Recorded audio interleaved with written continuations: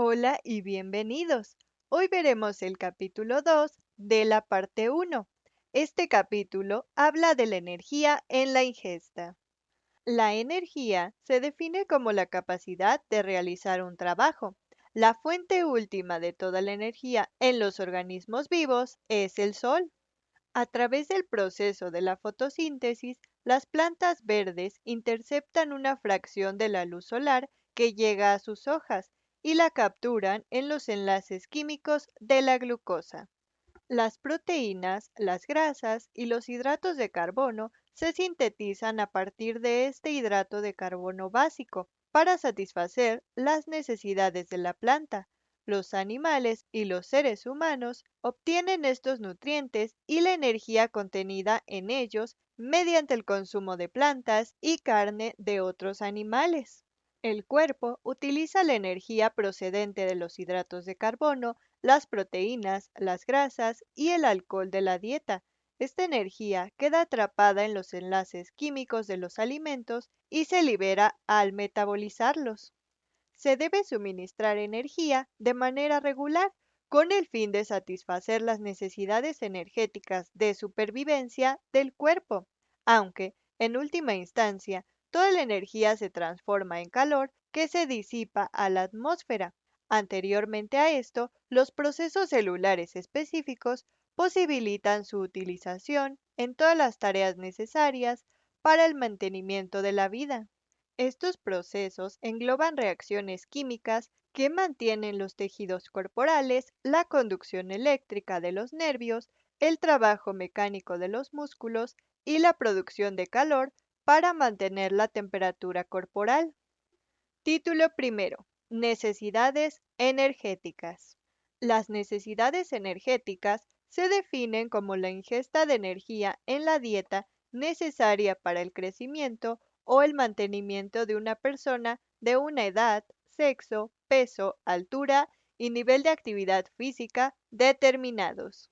En los niños y las mujeres embarazadas o en periodo de lactancia, las necesidades energéticas incluyen las impuestas por la formación de tejidos o la secreción de leche a una velocidad compatible con un buen estado de salud. En personas enfermas o lesionadas, los factores generadores de estrés incrementan o reducen el gasto energético. El peso corporal es un indicador de idoneidad o falta de idoneidad de la ingesta energética. El cuerpo posee la capacidad exclusiva de modificar la mezcla de combustible formado por hidratos de carbono, proteínas y grasas para adaptarse a las necesidades energéticas. Sin embargo, el consumo de una cantidad muy grande o muy pequeña de energía produce cambios del peso corporal con el paso del tiempo. Por consiguiente, el peso corporal refleja la suficiencia de la ingesta energética, pero no constituye un indicador fiable de la idoneidad de los macronutrientes o de los micronutrientes. Por otra parte, el peso corporal depende de la composición del cuerpo, de modo que una persona con una masa magra más abundante que la grasa corporal o una grasa corporal mayor que la masa magra podría precisar una ingesta energética diferente a la de un sujeto normal o promedio. Las personas obesas presentan mayores necesidades energéticas debido al aumento de la masa de la grasa corporal y de la masa corporal magra. Título 2. Componentes del gasto energético. La energía se consume en el cuerpo humano en forma de gasto energético basal, más el efecto térmico de los alimentos y la termogenia por actividad física. Estos tres componentes conforman el gasto energético total de un individuo. A continuación veremos el subtítulo Gasto energético basal y en reposo. El gasto energético basal o tasa metabólica basal se define como la cantidad mínima de energía consumida que es compatible con la vida. El gasto energético basal de un sujeto refleja la cantidad de energía que emplea durante 24 horas mientras se encuentre en reposo físico y mental, en un entorno térmicamente neutro que impide la activación de procesos termógenos, como el temblor. Las mediciones del gasto energético basal deben realizarse antes de que la persona haya realizado alguna actividad física, preferiblemente al despertarse, y entre 10 y 12 horas después de la ingesta de cualquier alimento, bebida o nicotina. Los valores diarios del gasto energético basal se mantienen totalmente constantes.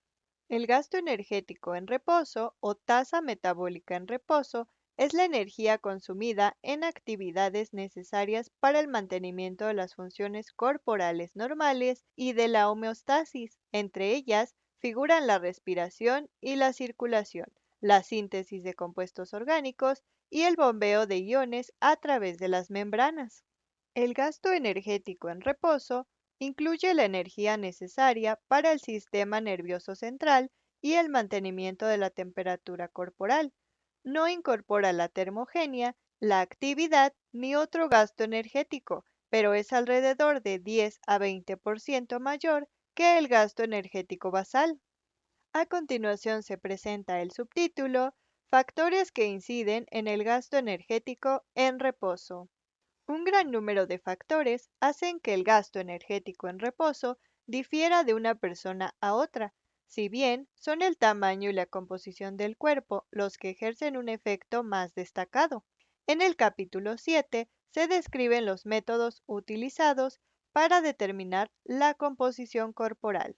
Dentro de los factores que inciden en el gasto energético en reposo están la edad, la composición corporal, el tamaño corporal, el clima, el sexo, el estado hormonal, la temperatura y algunos otros factores. Comencemos con la edad. Al depender en gran medida de la proporción de masa corporal magra, el gasto energético en reposo alcanza sus valores máximos durante los periodos de crecimiento rápido, en especial a lo largo del primer y segundo años de vida. Los lactantes en crecimiento pueden almacenar hasta el 12 al 15% de la energía contenida en los alimentos en forma de nuevos tejidos. A medida que el niño se hace mayor, la necesidad energética para el crecimiento disminuye hasta acercarse al 1% del gasto energético total. Antes de la etapa inicial de la vida adulta, se produce una disminución del gasto energético en reposo, del 1 al 2% por kilogramo de masa exenta de grasa, y por década. Por fortuna, el ejercicio ayuda a mantener una masa corporal magra mayor y un gasto energético en reposo más alto. La disminución del gasto energético en reposo con la edad debería deberse, en parte, a la modificación de la proporción relativa de la masa corporal magra. Ahora veremos el factor de composición corporal. La masa exenta de grasa o la masa corporal magra representa la mayor parte del tejido metabólicamente activo del cuerpo y constituye el principal factor pronóstico del gasto energético en reposo.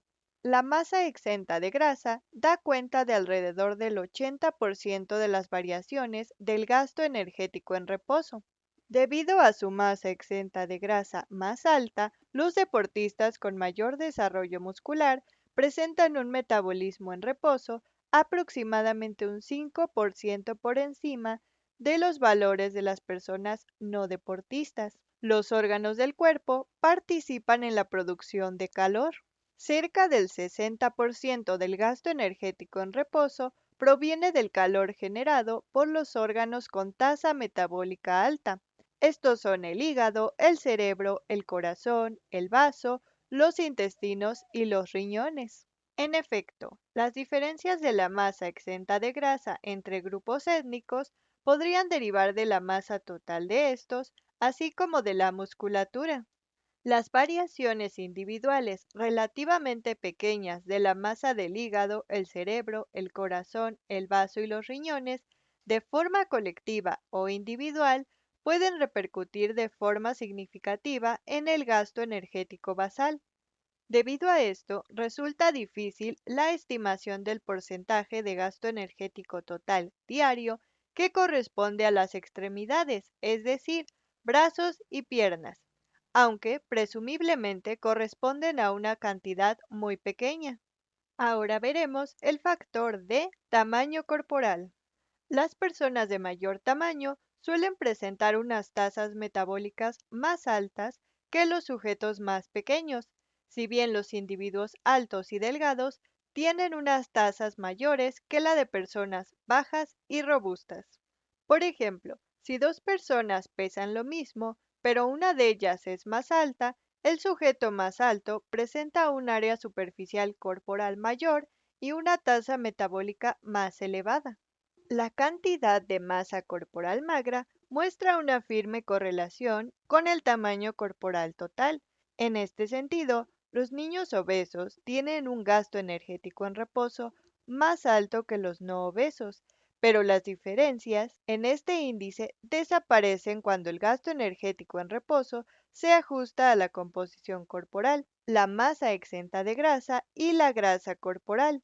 Esto supone una dificultad para el profesional cuando utiliza el índice de masa corporal para valorar la salud. Ahora veremos el factor clima. El gasto energético en reposo se ve afectado por los valores extremos de la temperatura ambiente.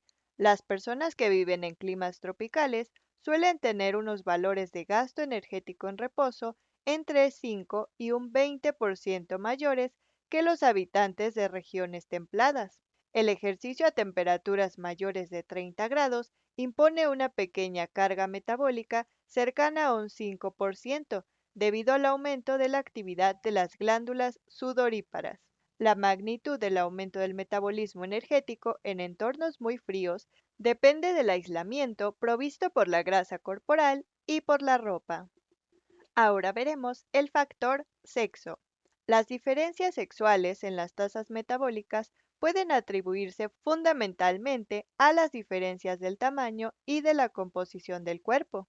Las mujeres suelen presentar una proporción mayor de grasa que de músculo y por tanto sus tasas metabólicas son aproximadamente 5 a 10% menores que la de los hombres del mismo peso y altura. Sin embargo, esta diferencia se atenúa conforme avanza el proceso de envejecimiento. Ahora veremos el factor estado hormonal. El estado hormonal puede repercutir en la tasa metabólica. Las endocrinopatías, como el hipertiroidismo o el hipotiroidismo, aumentan o reducen el gasto energético, respectivamente. Para más información de este tema, se recomienda consultar el capítulo 31. La estimulación del sistema nervioso simpático durante los periodos de excitación emocional o estrés induce la liberación de adrenalina, la cual favorece la glucogenólisis y potencia la actividad celular. La grelina y el péptido Y son dos hormonas intestinales que intervienen en la regulación del apetito y de la homeostasis energética. La tasa metabólica de la mujer varía a lo largo del ciclo menstrual. Durante la fase lútea, es decir, el periodo comprendido entre la ovulación y el inicio de la menstruación, la tasa metabólica registra un ligero incremento. En el transcurso del embarazo, el crecimiento de los tejidos uterinos, placentarios y fetales, junto con el aumento del gasto cardíaco en la madre, producen aumentos graduales del gasto energético basal. Ahora veremos el factor temperatura. La fiebre incrementa el gasto energético en reposo alrededor de un 7% por cada aumento de grado de la temperatura corporal por encima de 98,6 grados Fahrenheit o un 13% por cada grado por encima de 37 grados centígrados, según los estudios clásicos. Ahora veremos algunos otros factores que inciden en el gasto energético en reposo. El consumo de cafeína, nicotina y alcohol estimula la tasa metabólica. Las ingestas de cafeína de 200 a 350 miligramos en el hombre o 240 miligramos en la mujer pueden incrementar el gasto energético en reposo medio en un 7 a 11% y un 8 a 15% respectivamente. El consumo de nicotina produce un aumento del gasto energético en reposo del 3 al 4% en el hombre y del 6% en la mujer. La ingesta de alcohol incrementa el gasto energético en reposo en un 9% en la mujer. El gasto energético puede aumentar o disminuir en condiciones de estrés y enfermedad, con arreglo a la situación clínica. El gasto energético puede ser más elevado en sujetos obesos y disminuir durante periodos de ayuno o restricción calórica crónica en personas aquejadas de bulimia. A continuación se presenta el subtítulo Efecto térmico de los alimentos. El efecto térmico de los alimentos se aplica al aumento del gasto energético asociado al consumo, la digestión y la absorción de alimentos. El efecto térmico de los alimentos representa aproximadamente el 10% del gasto energético total. El efecto térmico de los alimentos recibe también el nombre de termogenia inducida por la dieta, acción dinámica específica y efecto específico de los alimentos. Este índice puede dividirse en dos subcomponentes, uno obligatorio y uno facultativo o adaptativo. La termogenia obligatoria corresponde a la energía necesaria para la digestión, la absorción y el metabolismo de los nutrientes, lo que engloba la síntesis y el almacenamiento de proteínas, grasas e hidratos de carbono. La termogenia facultativa o adaptativa se refiere al exceso de energía consumida, además de la termogenia obligatoria, y podría atribuirse a la ineficiencia metabólica del sistema estimulado por la actividad nerviosa simpática. El efecto térmico de los alimentos depende de la composición de la dieta, de modo que el gasto energético aumenta directamente tras la ingesta de alimentos, especialmente después del consumo de una comida rica en proteínas en comparación con otra formada por abundantes grasas. El metabolismo de los lípidos es eficiente, ya que solamente se desperdicia un 4% de los mismos, mientras que la conversión de los hidratos de carbono en lípidos para su almacenamiento supone una pérdida del 25%.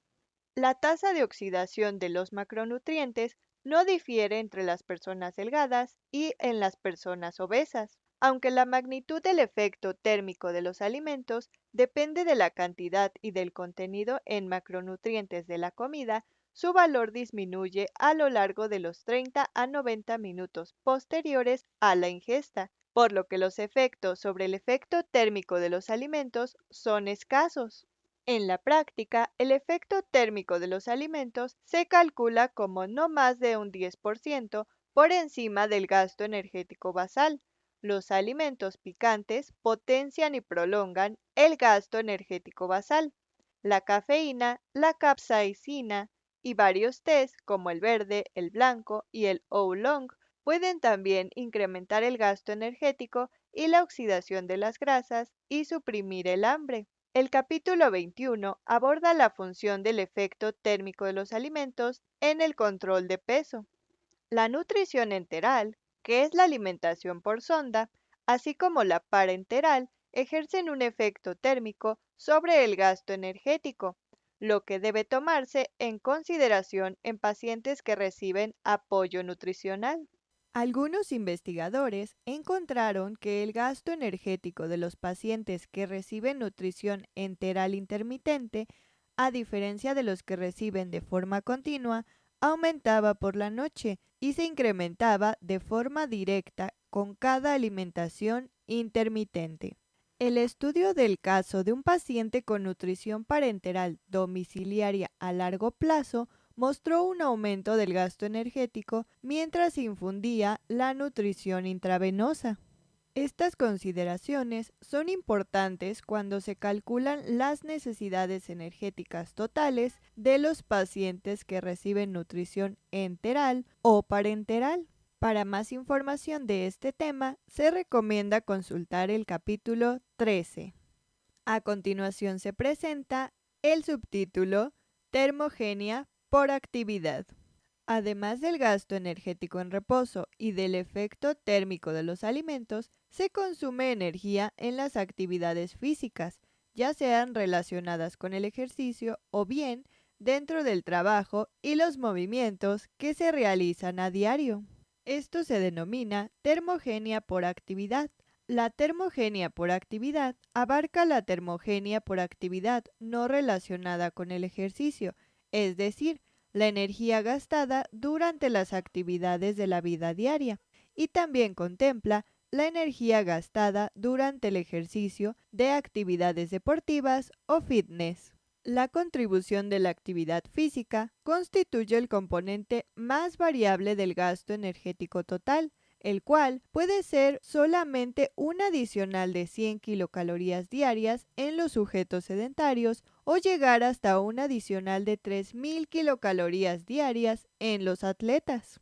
La termogenia por actividad no relacionada al ejercicio representa la energía consumida durante la jornada laboral y las actividades de ocio, como ir de compras, realizar movimientos habituales en la vida diaria e incluso mascar chicle, que podrían dar cuenta de las grandes diferencias de gasto energético en distintas personas. Así, el gasto energético total refleja el gasto energético en reposo, el efecto térmico de los alimentos y la energía consumida por el ejercicio.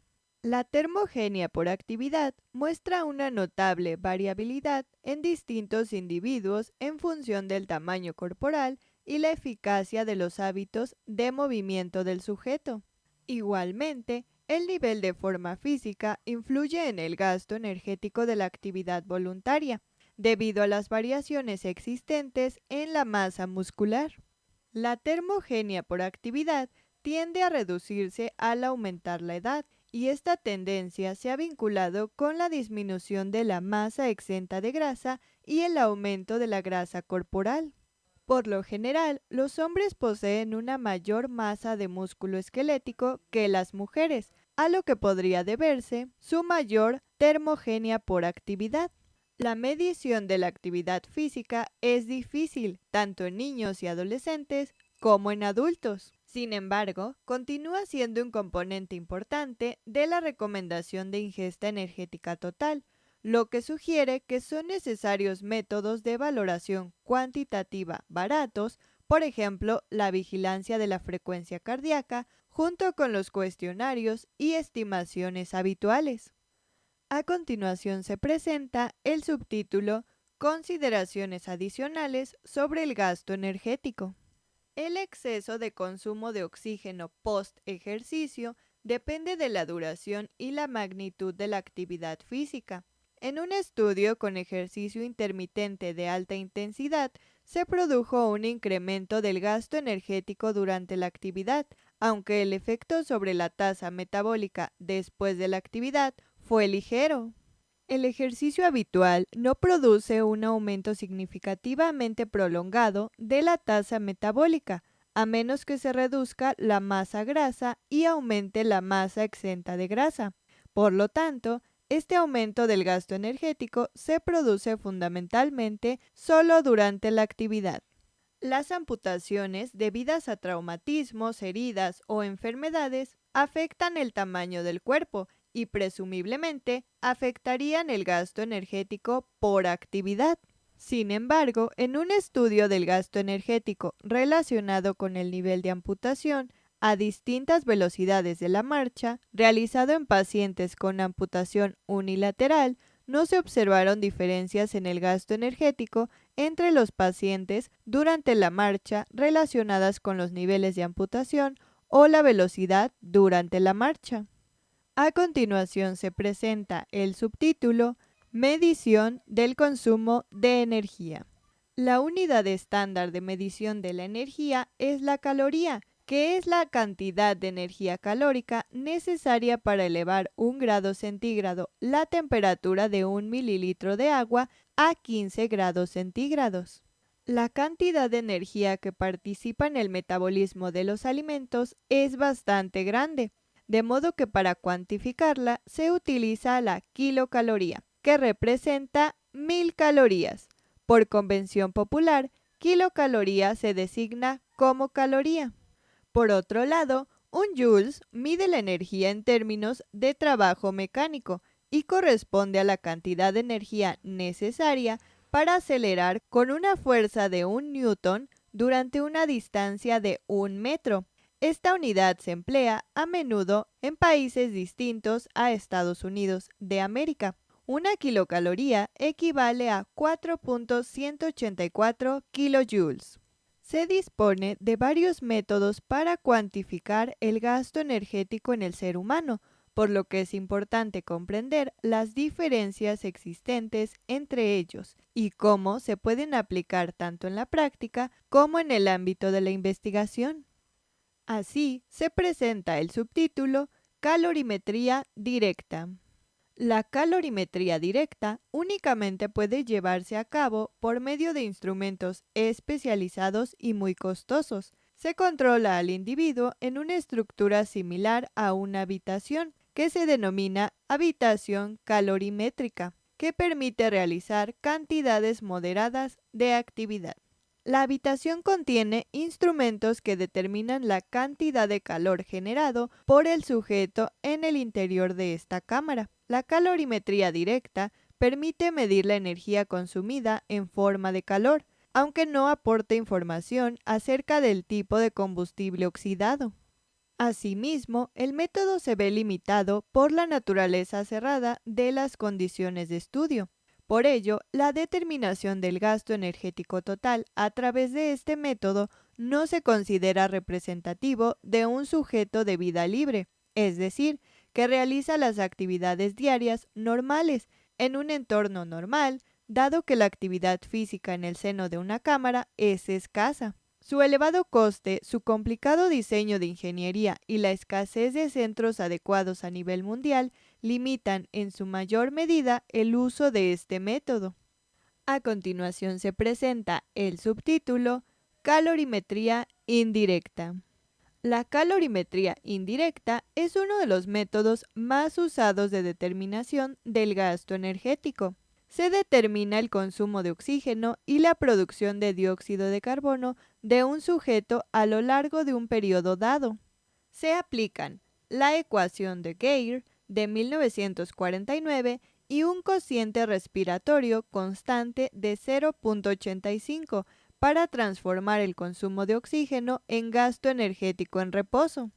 Aunque los equipos pueden variar, por lo general la persona respira en una boquilla, con pinzas nasales, una mascarilla que cubre la nariz y la boca, o bien una tienda ventilada que captura el dióxido de carbono expirado. Las tiendas ventiladas resultan de utilidad para las mediciones a corto y largo plazo. Las determinaciones de la calorimetría indirecta se realizan mediante un instrumento llamado carro de medición metabólica o un calorímetro indirecto.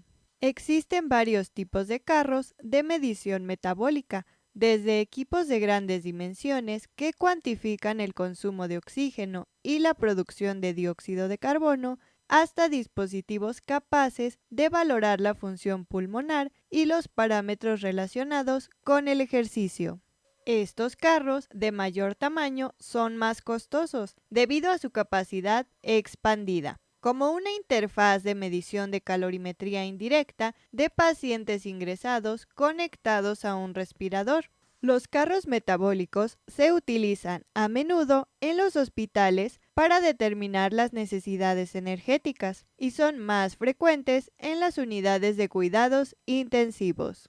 El gasto energético se puede medir por medio de calorímetros indirectos portátiles, diseñados específicamente para determinar el consumo de oxígeno con un valor estático de producción de dióxido de carbono en los sujetos y pacientes que respiran de manera natural.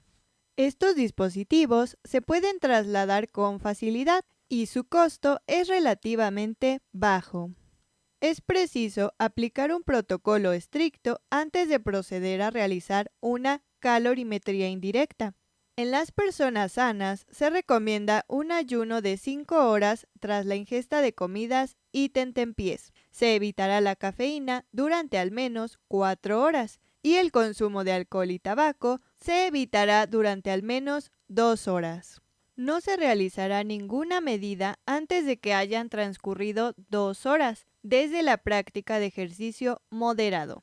Se aconseja esperar 14 horas después del ejercicio intenso de resistencia.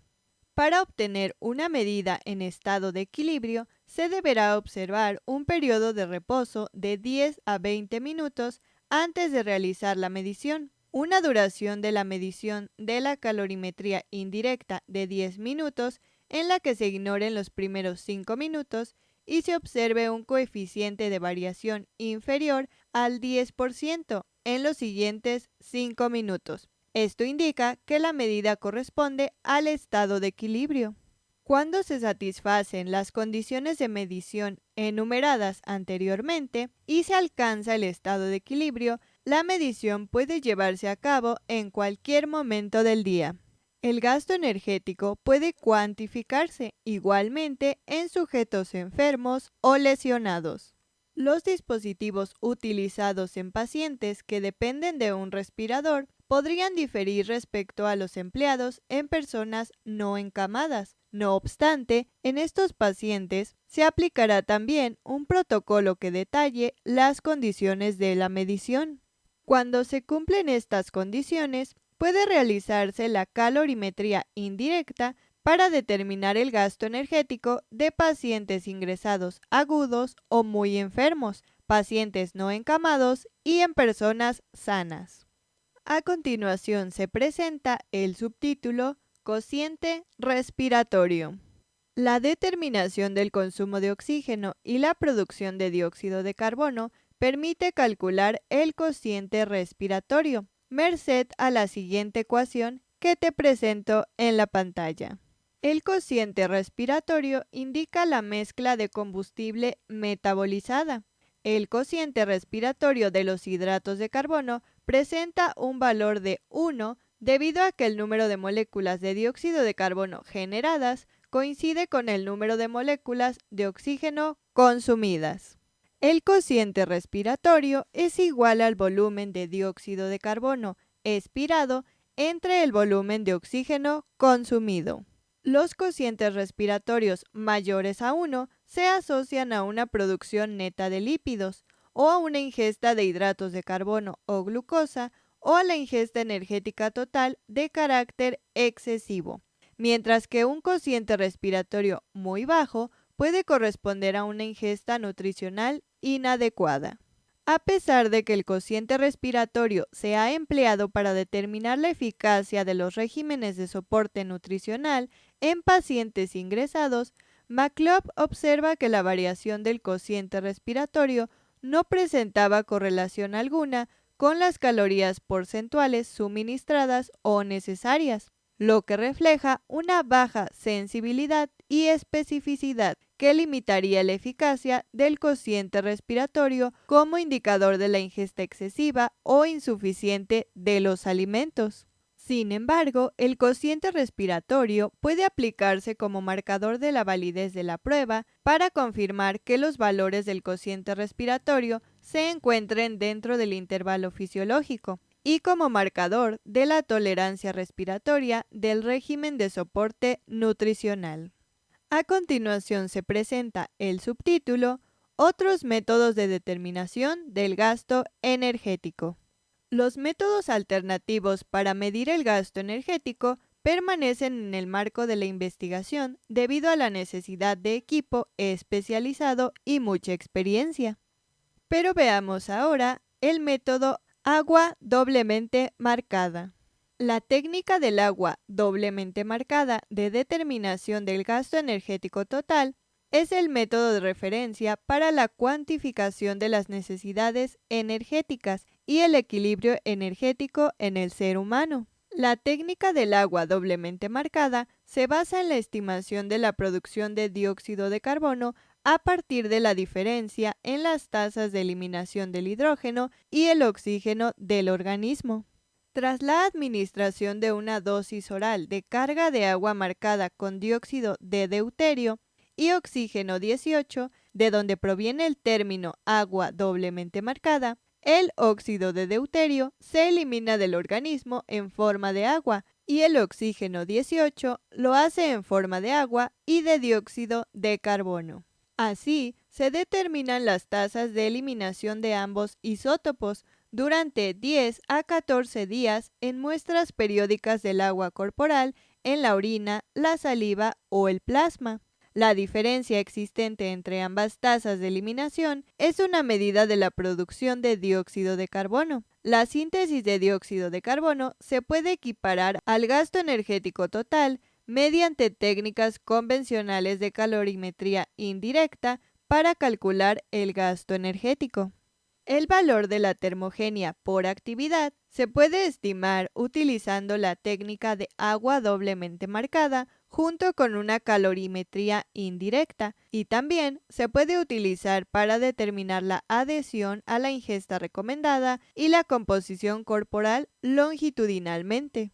La técnica de agua doblemente marcada es más aplicable en trabajos de investigación. Los isótopos estables son costosos y el espectrómetro de masas, un instrumento costoso y muy sofisticado, necesario para analizar el enriquecimiento en isótopos, ha de ser utilizado por profesionales con experiencia. Estos inconvenientes hacen que este método sea poco práctico para su aplicación diaria en la clínica. A continuación se presenta el subtítulo Determinación del gasto energético relacionado con la actividad. Y en primer lugar, veremos los monitores triaxiales. Se ha utilizado un monitor triaxial para determinar la energía relacionada con la actividad. Este instrumento lleva a cabo una medición más eficaz del movimiento multidireccional merced a la inclusión de 3 monitores uniaxiales. En una revisión de numerosos artículos, observaron que el monitor triaxial presenta una correlación con el gasto energético medido mediante la técnica de agua doblemente marcada. La aplicación de un monitor sencillo y utilizable hace posible la determinación de los niveles reales de actividad, de modo que se reducen los errores derivados de la notificación excesiva o insuficiente del gasto energético real en el control del peso. Ahora veremos el subtítulo Cuestionario de actividad física. Los cuestionarios de actividad física son las herramientas más sencillas y económicas para obtener información acerca del nivel de actividad de un sujeto. Los errores de notificación son frecuentes en los cuestionarios de actividad física, lo que puede ocasionar discrepancias entre el gasto energético calculado y el determinado mediante el método de agua doblemente marcada. En los sujetos sanos, estos errores podrían dar cuenta de la ralentización de la pérdida o el aumento de peso y, por tanto, de la necesidad de modificar la ingesta energética. Título número 3. Estimación de las necesidades energéticas. Y a continuación se presenta el subtítulo Ecuaciones de estimación del gasto energético en reposo. Con el paso de los años, se han formulado varias ecuaciones para estimar el gasto energético en reposo. Existen ecuaciones para estimar el gasto energético en reposo a partir de mediciones de calorimetría indirecta en adultos. Hasta hace poco, las ecuaciones de Harris-Benedict eran una de las más utilizadas para estimar el gasto energético en reposo en sujetos normales, enfermos o lesionados. Sin embargo, se ha observado que las fórmulas de Harris-Benedict sobreestiman el gasto energético en reposo en individuos normales y obesos en un 7 a 27%. En un estudio de comparación del gasto energético en reposo medido y el gasto energético en reposo estimado mediante las ecuaciones de Mifflin and Saint-Jeur, las ecuaciones de Owen y las ecuaciones de Harris-Benedict en hombres y en mujeres, se comprobó que las ecuaciones de Mifflin and Saint-Jeur eran las de mayor exactitud en la estimación del gasto energético en reposo, tanto en personas normales como en personas obesas. Las ecuaciones de Mifflin and Saint-Jeur se formularon a partir del gasto energético en reposo medido mediante calorimetría indirecta en 251 hombres y 247 mujeres. El 47% de los sujetos presentaban un índice de masa corporal de 30 a 42 kilogramos sobre metro cuadrado. Las ecuaciones de Mifflin y Saint-Jeor se utilizan hoy en día para estimar el consumo energético de individuos sanos y de algunos enfermos, y son las siguientes que te presento en la pantalla. A pesar de que las ecuaciones de Harris-Benedict se han aplicado a sujetos enfermos y lesionados, estas fórmulas se diseñaron inicialmente para ser utilizadas en sujetos sanos, por lo que puede cuestionarse su aplicación a otras poblaciones. Además, la base de datos con la que se desarrollaron las ecuaciones de Harris-Benedict ya no refleja la población y por lo tanto no se recomienda el uso de estas ecuaciones. El gasto energético de los pacientes enfermos o heridos también puede ser estimado o medido utilizando la calorimetría indirecta. Para conocer las necesidades energéticas de pacientes críticamente enfermos, se recomienda consultar el capítulo 38. A continuación se presenta el subtítulo Determinación del gasto energético total. Las ecuaciones para la estimación o medición del gasto energético comienzan con el gasto energético en reposo. Deben añadirse factores adicionales que reflejan el efecto térmico de los alimentos y el nivel de la actividad. Como se dijo anteriormente, el efecto térmico de los alimentos puede ser considerado como un factor global añadido dentro de la termogenia por actividad para el cálculo del gasto energético total. Una manera simplificada para la predicción de la actividad física añadida al gasto energético en reposo es mediante el uso de las estimaciones del nivel de actividad física, que luego se multiplica por el gasto energético en reposo medido o predicho. Para estimar el gasto energético total con una actividad mínima, se incrementa el gasto energético en reposo de un 10 a un 20%. Con una actividad moderada, se incrementa el gasto energético en reposo de un 25 a un 40%. Y con una actividad vigorosa, el gasto energético en reposo se aumenta de un 45 a un 60%. Estos datos constituyen rangos utilizados en la práctica y se pueden considerar opinión de expertos, en lugar de pruebas basadas en la evidencia por este momento. A continuación se presenta el subtítulo Estimación de las necesidades energéticas a partir de la ingesta energética. Tradicionalmente, las recomendaciones relativas a las necesidades energéticas se sustentaban en registros efectuados por el propio sujeto, por ejemplo, registros de la dieta, o bien estimaciones realizadas por el propio sujeto, por ejemplo, memoria de la ingesta de alimentos en 24 horas. Sin embargo, estos métodos no proporcionan unas estimaciones exactas o exentas de sesgos de la ingesta energética de un sujeto. El porcentaje de personas que infravalora o infranotifica su ingesta de alimentos oscila del 10 al 45% en función de su edad, sexo y composición corporal. Esto ocurre también en la población de pacientes comprometidos. Para más información de este tema, se recomienda consultar el capítulo 4. Existen muchos programas online que permiten calcular el contenido en macronutrientes y micronutrientes al introducir los alimentos y las cantidades consumidas. El usuario de estos programas puede introducir sus datos para recibir un informe que a menudo se acompaña de otro informe más detallado para el profesional sanitario. Algunos programas de uso frecuente son el Food Prodigy y el My Plate Tracker del Departamento de Agricultura de Estados Unidos de América. Para más información de este tema, se recomienda consultar el capítulo 4. A continuación se presenta el subtítulo Otras ecuaciones de predicción. La National Academy of Sciences, el Institute of Medicine y el Food and Nutrition Board, en colaboración con Health Canada, han efectuado estimaciones de las necesidades energéticas de hombres, mujeres, niños y lactantes, así como de mujeres embarazadas y madres lactantes. Las necesidades energéticas estimadas son el promedio de la ingesta energética en la dieta que debería mantener el equilibrio energético en un adulto sano de una edad, sexo, peso, altura y nivel de actividad física definidos, compatibles con una buena salud.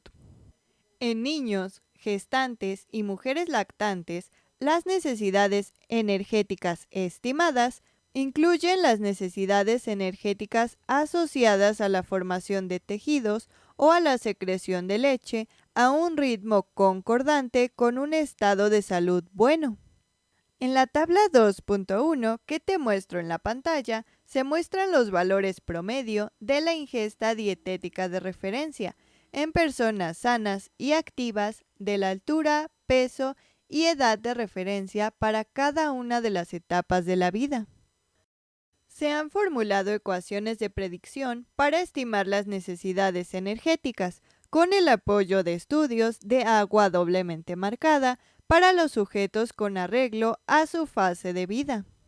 Todas las ecuaciones se han desarrollado para mantener el peso corporal actual y favorecer el crecimiento cuando sea apropiado, y los niveles actuales de actividad física en todos los grupos de la población no pretenden favorecer la disminución del peso corporal. Cuadro de necesidades energéticas estimadas para lactantes y niños pequeños de 0 a 2 años. Cuadro para necesidades energéticas estimadas para niños de 3 a 8 años. Cuadro de necesidades energéticas estimadas para niños de 9 a 18 años. Cuadro de necesidades energéticas estimadas para niñas de 3 a 8 años. Cuadro de necesidades energéticas estimadas para niñas de 9 a 18 años. Cuadro de necesidades energéticas estimadas para hombres de 19 años y mayores. Cuadro de necesidades energéticas estimadas para mujeres de 19 años y más. Cuadro de necesidades energéticas estimadas para mujeres embarazadas. Cuadro de necesidades energéticas estimadas para mujeres lactantes. Cuadro del gasto energético total para mantenimiento del peso para niños de 3 a 18 años con sobrepeso y riesgo de sobrepeso. Cuadro del gasto energético total para mantenimiento del peso para niñas de 3 a 18 años con sobrepeso y riesgo de sobrepeso. Cuadro para hombres con sobrepeso y obesos de 19 años y mayores. Cuadro de mujeres con sobrepeso y obesas de 19 años y mayores. Cuadro para hombres normales y con sobrepeso u obesidad de 19 años y mayores. Cuadro para mujeres normales y con sobrepeso u obesidad de 19 años y mayores.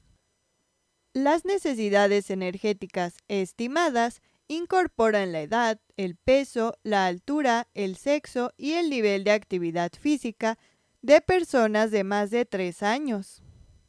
Aunque algunas variables como la edad, el sexo y el tipo de alimentación pueden incidir en el gasto energético total en los lactantes y en los niños pequeños. Por ello, se ha determinado que el peso constituye el único factor pronóstico de las necesidades del gasto energético total. Además de estas necesidades, los lactantes, los niños pequeños y los individuos de 3 a 18 años de edad precisan calorías adicionales para propiciar el depósito de los tejidos necesarios para el crecimiento, al igual que las mujeres gestantes y lactantes.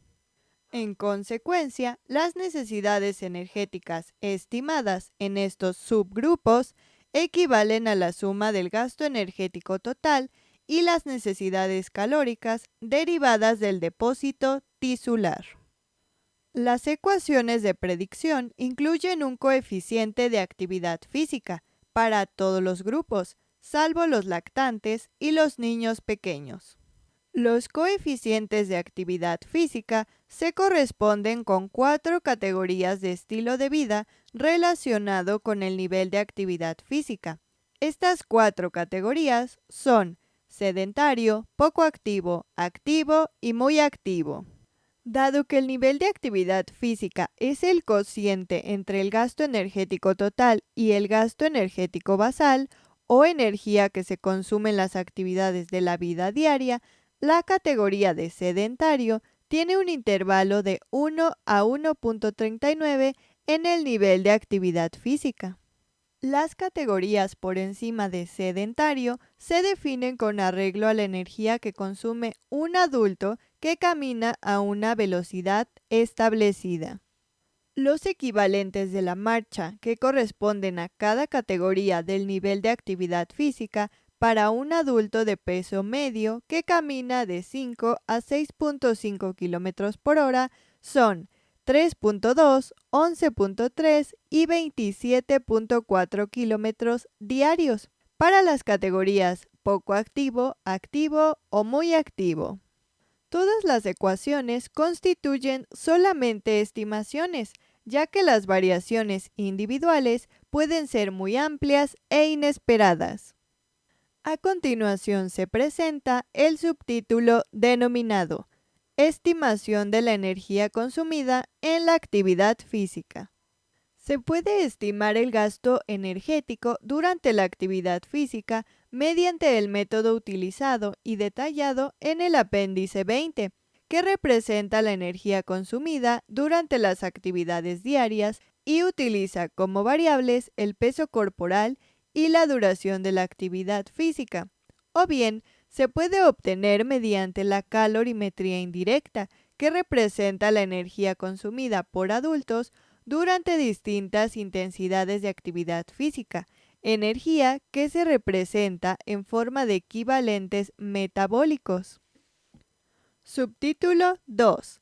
Estimación del consumo de energía de actividades seleccionadas utilizando equivalentes metabólicos. Los equivalentes metabólicos son unidades de medida que corresponden a la tasa metabólica de un sujeto durante actividades físicas seleccionadas de intensidad variable y se expresan en forma de múltiplos del gasto energético en reposo.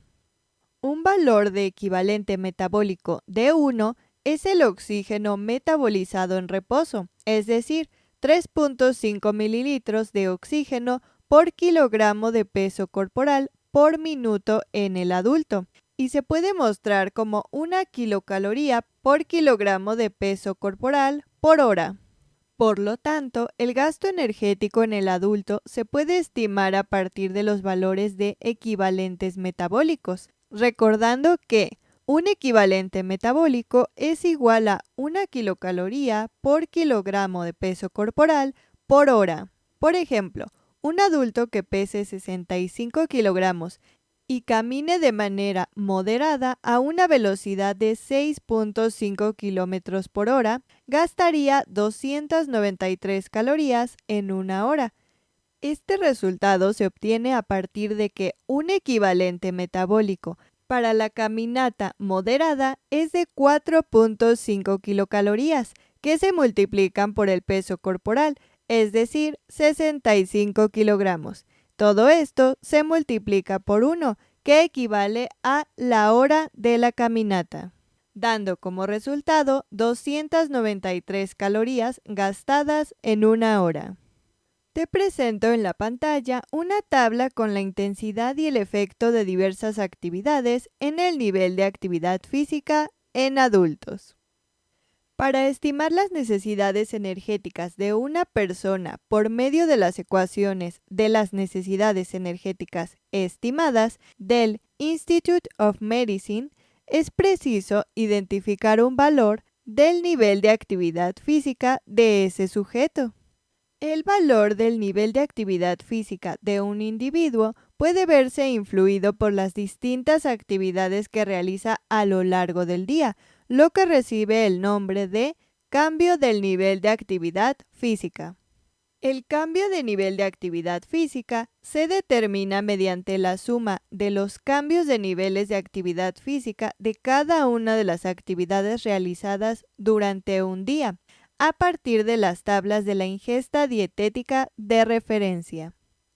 Para calcular el valor del nivel de actividad física de un día, se toma la suma de las actividades y se añade el gasto energético basal, más el 10% para obtener el efecto térmico de los alimentos. Por ejemplo, para calcular el valor del nivel de actividad física de una mujer adulta, se tomará la suma de los valores del cambio de nivel de actividad física para actividades de la vida diaria, como pasear al perro, que equivale a 0.11, y pasear la aspiradora, que equivale a 0.14, durante 1 hora cada una. Estar sentado durante 4 horas realizando una actividad ligera equivale a 0.12 y a continuación practicar actividades moderadas o vigorosas, como caminar durante 1 hora a 6.5 kilómetros por hora, que equivale a 0.2, y patinar sobre hielo durante 30 minutos, que equivale a 0.13. Para un total de 0.7. A este valor se añadirá el gasto energético basal ajustado con el 10% correspondiente del efecto térmico de los alimentos, es decir, 1.1, para obtener la cifra final. La cifra final es de 1.8, que se obtiene de 0.7 más 1.1. El valor del nivel de actividad física de esta mujer, que es 1.8, se encuentra dentro de un estilo de vida activo. El coeficiente de actividad física correspondiente a un estilo de vida activo en esta mujer es de 1.27.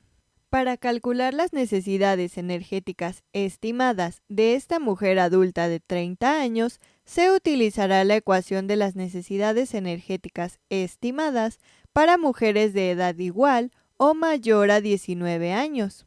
La siguiente ecuación que te presento en la pantalla estima las necesidades energéticas estimadas para una mujer activa de 30 años con 65 kilogramos de peso, 1.77 metros de altura y un coeficiente de actividad física de 1.27. Cabe señalar que estas ecuaciones para obtener las necesidades energéticas estimadas se pueden realizar para cualquier etapa de la vida, es decir, también en niños, adolescentes y adultos mayores. A continuación se presenta el título Cálculo de la energía de los alimentos. La energía total disponible en un alimento se mide con un calorímetro de bomba. Este dispositivo se compone de un contenedor cerrado en el que se quema una muestra de alimento pesada, prendida con una chispa eléctrica en una atmósfera oxigenada. El contenedor está sumergido en un volumen conocido de agua, y la energía calórica generada se calcula en función del aumento de la temperatura del agua después de quemar el alimento. No toda la energía de los alimentos y del alcohol está disponible para las células del cuerpo, ya que los procesos de digestión y absorción no son completamente eficientes. Por otra parte, la porción nitrogenada de los aminoácidos no se oxida, sino que se excreta en forma de urea. En consecuencia, la energía biológica disponible en los alimentos y en el alcohol se expresa en valores redondeados ligeramente por debajo de los obtenidos con el calorímetro. Los valores correspondientes a proteínas, lípidos, hidratos de carbono y alcohol son 4, 9, 4 y 7 kilocalorías por gramo, respectivamente. La fibra se considera un hidrato de carbono no disponible, resistente a la digestión y a la absorción. Su aporte energético es mínimo. Aunque se conoce con precisión el valor calórico de cada nutriente, solamente algunos alimentos como los aceites y los azúcares se componen de un único nutriente. Más a menudo, los alimentos contienen una mezcla de proteínas, lípidos e hidratos de carbono. Por ejemplo, el valor calórico de un huevo mediano de 50 gramos, calculado en términos de peso, tiene 13% de proteínas, 12% de lípidos y 1% de hidratos de carbono. Es decir, tiene 6.5 gramos de proteínas, 6 gramos de lípidos y 0.05 gramos de hidratos de carbono. El valor calórico de las bebidas alcohólicas se determina por medio de la ecuación que te presento en la pantalla. La graduación es la proporción de alcohol respecto al agua u otros líquidos en una bebida alcohólica.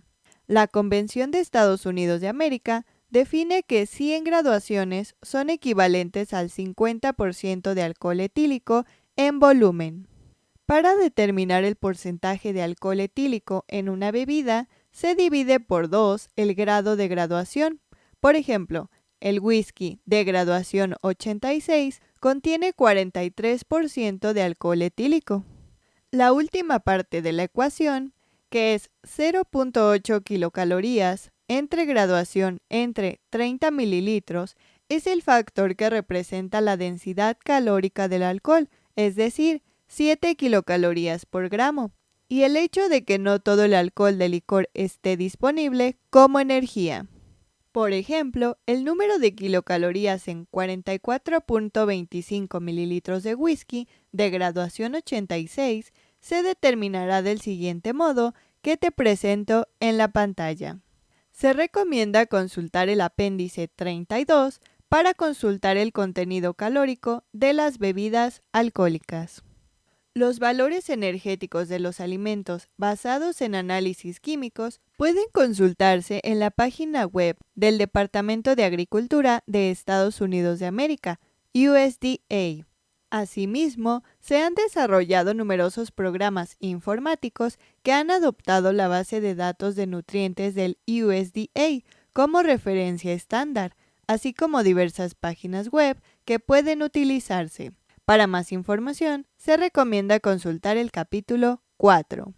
Las recomendaciones sobre porcentajes de macronutrientes varían dependiendo del objetivo del paciente y de cualquier proceso patológico subyacente o sobrevenido. Esto se estudia en otros capítulos. Hasta aquí el capítulo número 2. Nos vemos en próximos capítulos. Hasta la próxima.